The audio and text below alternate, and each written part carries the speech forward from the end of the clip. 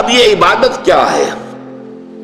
عبادت کا ایک تو ہمارے ذہنوں میں تصور جو ہے ہمارا جو زوال کا عرصہ ہے، کئی صدیاں بیت گئیں، وہ غیروں کے غلام رہے، وہ اپنوں کے غلام رہے، شہنشاہیت کا دور رہا، مسلمانوں کی شہنشاہیت، اور پھر یہ کہ غیروں کی کولونیل دور آ گیا۔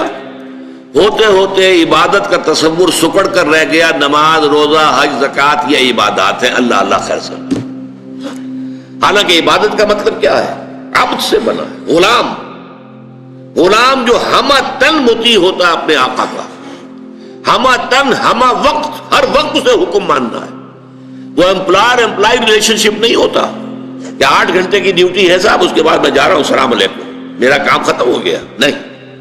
یا آپ نے کسی کو رکھا تھا اینٹیں ڈھو رہا ہے یا کچھ اور مزدور ہے، شام کو وہ فارغ ہے، اس کے بعد وہ بھی آزاد ہے اور آپ بھی آزاد ہیں، آپ کا بھی ایک ہی ووٹ ہے، اس کا بھی ایک ہی ووٹ ہے، آپ اس ملک کے جو ہے شہری ہونے کے ناطے سے ایک دوسرے کے ساتھ برابر ہیں، آپ کو کوئی اونچا رتبہ حاصل نہیں ہے۔ لیکن غلام اور آقا کا تو زمین و آسمان کا فرق، وہ مملوک ہے اور وہ مالک ہے۔ وہ مالک جو ہے جب چاہے اور جو چاہے حکم دے، اس غلام کا کام یہ ہے کہ مانے، رات کو حکم دیے، دن میں حکم دے۔ اور اسی طریقے سے اگر وہ آقا جو ہے کوئی کوٹڑی دے دے کہ اس میں تم سو جایا کرو رات کو، تو وہ کوٹڑی کا مالک تو نہیں بن جاتا، کوٹڑی ملکیت تو رہتی ہے آقا کی، ہاں استعمال میں ہے، متاع الحیات الدنیا، دنیا کی زندگی کے برتنے کا سامان ہے بس، باقی یہ کہ ملکیت جو ہے وہ تو آقا کی ہے۔ اس تصور میں اللہ کی بندگی اور بہت خوبصورتی کے ساتھ ادا کیا شیخ سعدی رحمۃ اللہ علیہ نے، زندگی آمد برائے بندگی، زندگی بے بندگی شرمندگی، وما خلقت الجن والانس الا لیعبدون، یہ تو ہمیں زندگی ملی ہی عبادت کے لیے، لیکن یہ جو میں نے ہمہ وقت ہمہ تن اطاعت اللہ کی عبادت کا تقاضا بیان کیا ہے، یہ بھی ابھی مکمل نہیں، اس میں ایک ایلیمنٹ کا اضافہ ہوگا تب یہ عبادت کا تصور مکمل ہوگا، اور وہ ایلیمنٹ یہ ہے اطاعت مجبوری کے تحت بھی ہوتی ہے۔ ہم انگریزوں کی اطاعت کرتے تھے، مجبور تھے، کیا کریں، انہوں نے ہمیں فتح کر لیا، بزور شمشیر فتح کیا ہندوستان کو، اب ہم مجبور ہیں اس کا حکم ماننے کے اوپر، تو جبری جو اطاعت ہے وہ عبادت نہیں کہلائے گی۔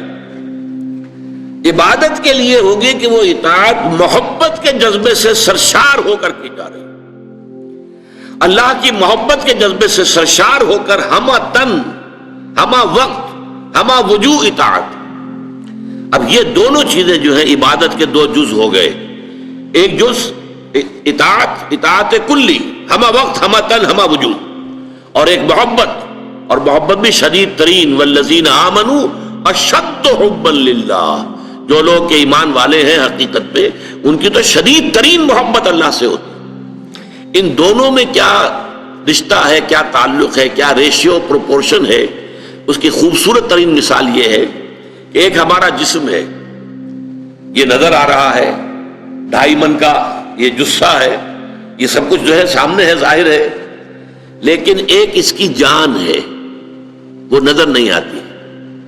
اس جسم میں وہ جان نہ ہو تو یہ جسم گل جائے گا، سڑ جائے گا، جلد از جلد اس کو قبر میں اتارنا ضروری ہو جائے گا۔ وہ جان نظر آنے والی شے نہیں ہے، لیکن اس جسم کا سارا وجود اس جان کے اوپر منحصر ہے۔ وہ جان ہے تو یہ سب کچھ ہے، اور جان نکل گئی تو یہ کیا ہے؟ وہ تو پھر ایک عناصر ہے جو منتشر ہو جائیں گے، تھوڑا وقت لگے گا، اس کے بعد سب کے سب تحلیل ہو کر ختم ہو جائیں گے، یا جو حشرات الارض آ کر کھا پی جائیں گے۔ اسی طریقے سے سمجھ لیجئے کہ عبادت کا جو جسد ظاہری ہے وہ ہے اطاعت۔ اطاعت جب انسان کرتا ہے تو نظر آ جاتا ہے۔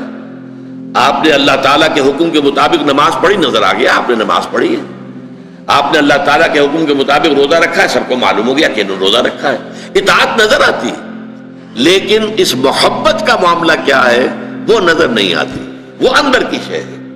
لیکن اگر وہ محبت نہیں ہے تو یہ جسد ہے ایسے جسد کے مانند جس میں جان نہیں ہے۔ اطاعت جو ہے عبادت تب بنے گی جبکہ اس کے اندر محبت کی شیرینی، محبت کی حلاوت شامل ہو جائے، اللہ تعالیٰ کی محبت جو ہے وہ اس کے اندر رواں ہو، جاری و ساری ہو، سرایت کر جائے پورے وجود کے اندر، تب وہ عبادت بنے گی۔ اس کو بہت خوبصورتی کے ساتھ امام ابن تیمیہ کے شاگرد رشید حافظ ابن قیم نے بیان کیا ہے۔ کہ العبادت تجمع اصلین، عبادت دو چیزوں کو، دو بنیادی چیزوں کو جمع کرنے سے وجود میں آتی ہے۔ وہ دو چیزیں کیا ہیں؟ غایت الحب مع غایت الذل والخضوع، حد درجے کی محبت اللہ کے ساتھ، حد درجے کی محبت، اور حد درجے میں اللہ کے سامنے اپنے آپ کو جھکا دینا، بچھا دینا، اپنے عجز اور تذلل، عاجزی، اطاعت گزاری، اطاعت شعاری، اس میں بھی انتہا کو پہنچ جانا۔ یہ دو چیزیں جب جمع ہوتی ہیں، العبادت تجمع اصلین، غایت الحب مع غایت الذل والخضوع، تب جا کر عبادت مکمل ہوتی ہے۔